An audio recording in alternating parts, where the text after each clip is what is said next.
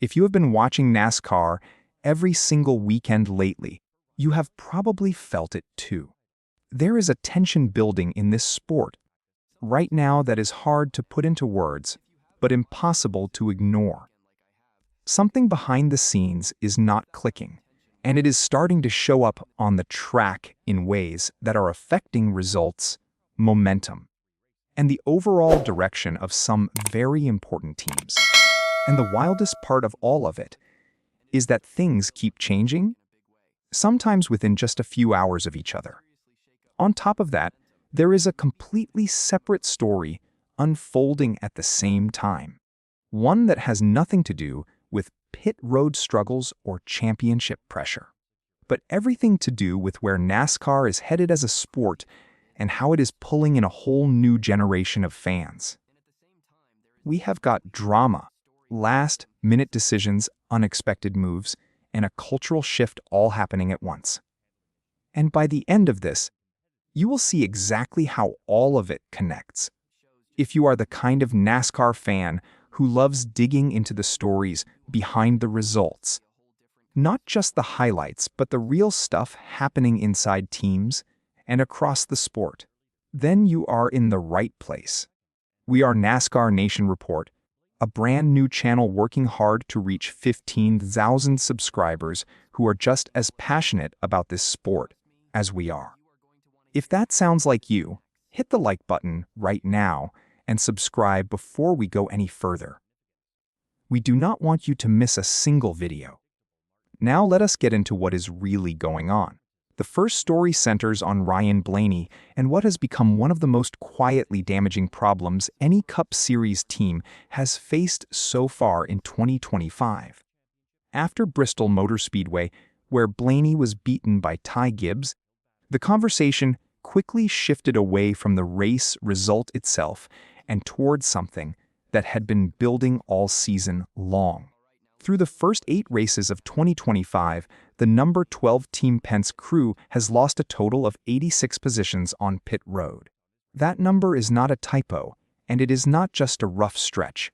86 positions lost across 8 races is a pattern, and in NASCAR, where races are often decided by fractions of seconds and a single pit stop can swing track position by 10 spots or more. That kind of pattern can quietly destroy a championship run before the playoffs even begin. Team Penske recognized the problem and decided to act. The original plan was to make a personnel change on the pit crew, specifically swapping out the Jackman, Landon Honeycutt, and bringing in Patrick Gray from the number 21 car over at Wood Brothers Racing. That move made a lot of sense on paper.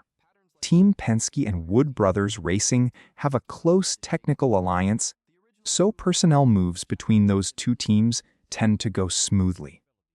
It was a reasonable solution to a real problem, and it felt like the kind of decisive action a top team makes when it sees something going wrong and wants to correct it quickly. But then, just hours after that decision was announced, everything changed again. Patrick Gray is not going to Kansas after all.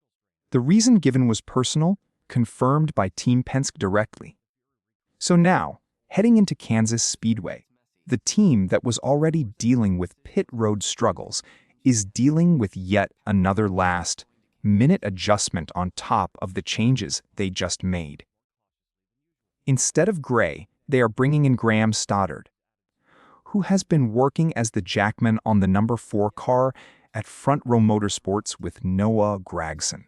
Stoddard is not inexperienced, and he is not unfamiliar with pressure situations, but stepping into a Team Penske environment mid-season, with a crew that has already been losing positions at an alarming rate, is a completely different kind of challenge. The ripple effects of all these moves do not stop there either. With Stoddard shifting over to the number 12, Tommy Baby, who typically works with the number 51 car, steps in to fill the gap left behind, and Cody Ware now fills the remaining opening on the number 4 crew at Front Row Motorsports. Meanwhile, Honeycutt stays with the number 21 at Wood Brothers, just as was originally planned.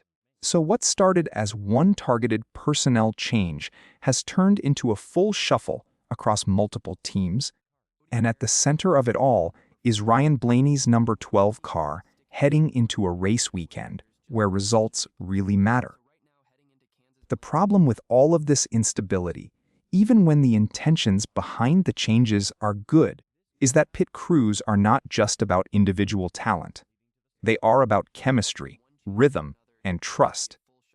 Every member of a pit crew has to know exactly what everyone else is going to do before they do it.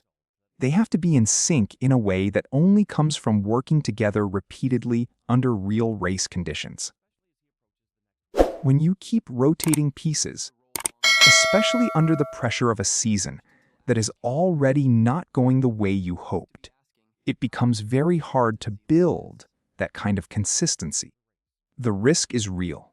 These changes might help, and Stoddard might prove to be exactly what the team needs. But there is also a genuine chance that more changes mean more adjustment time.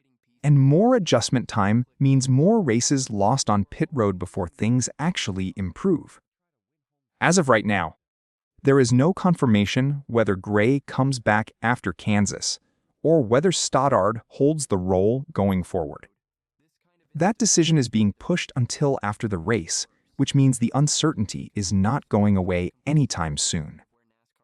For a driver like Blaney, a defending champion who has the speed and the team around him to compete for another title, this situation is genuinely frustrating. The car is not the problem. The driver is not the problem. The issue is execution in the pits, and it is costing him dearly in the standings week after week. When you are fast enough to run near the front, but keep getting buried by avoidable mistakes on pit road, that is the kind of thing that wears on everyone inside a team. And the longer it goes on without a clear fix, the louder the questions are going to get about whether this team can put it all together when the playoffs arrive. Now, switching gears completely, because the second story coming out of this period in the NASCAR calendar is about something totally different. And honestly, it is one of the more exciting and forward-looking things happening in the sport right now. Cletus McFarland, the YouTube personality who has built a following of nearly 5 million subscribers through his Freedom Factory content, loud cars, massive burnouts, high-energy events, and a personality that feels completely genuine, has just signed a multi-year endorsement deal with Polaris. And this is not just a simple sponsorship arrangement. This is a real statement about where NASCAR's audience is expanding and how the sport is starting to embrace a new kind of energy. Polaris, a major brand in the powersports world, made it very clear why they wanted in on what Cletus is building. Their representatives stated openly that they did not want to simply watch from the outside. They wanted to be part of it, and that tells you everything you need to know about what Cletus McFarland represents right now in the motorsports space. He is not a traditional racing figure. He is not a polished athlete with a carefully managed public image. He is someone who built his platform by being completely himself, by making motorsports feel fun, loud, accessible, and genuinely exciting to people who might never have watched a Cup Series race in their lives. That authenticity is valuable, and major brands are starting to recognize it. Cletus himself stayed completely on brand when talking about the deal, keeping the focus on freedom, horsepower, and having a good time. That energy, that straightforward enthusiasm for everything with an engine in it, is exactly what has connected him to such a large audience. And now that audience is being introduced to NASCAR in a way that feels natural rather than forced, which is something the sport has genuinely struggled to do with younger fans over the years. On the track, Cletus is still finding his footing as an actual competitor, And that is worth being honest about. He made his Truck Series debut at Daytona back in February, and more recently ran at Rockingham Speedway in the O'Reilly Auto Parts Series, finishing 32nd and going 6 laps down. Those are not impressive results by any conventional measure.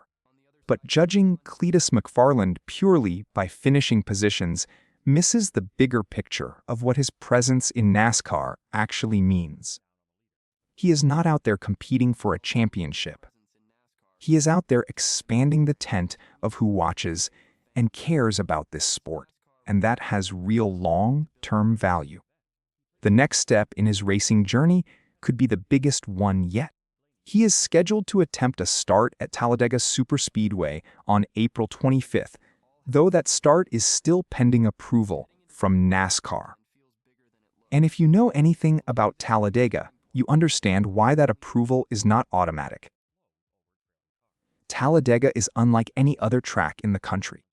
The speeds are extreme, the drafting is complex, and split-second decisions can be the difference between finishing the race and being involved in a massive accident. It is a track that demands experience and respect, and NASCAR has good reasons to be careful about who they allow to compete there. A decision is expected soon, and depending on which way it goes, it could be a genuinely significant moment for both Cletus and the broader story of how NASCAR is growing its audience.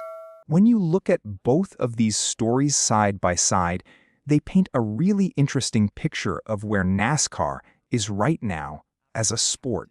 On one side, you have one of the most successful teams in the history of the Cup Series, dealing with a very real and very human execution problem that is affecting a championship caliber driver's season in a serious way.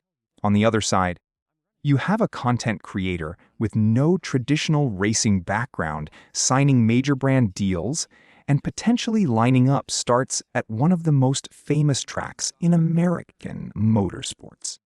Both things are happening at the exact same time, in the same sport, and they represent two completely different, but equally important aspects of what NASCAR is becoming.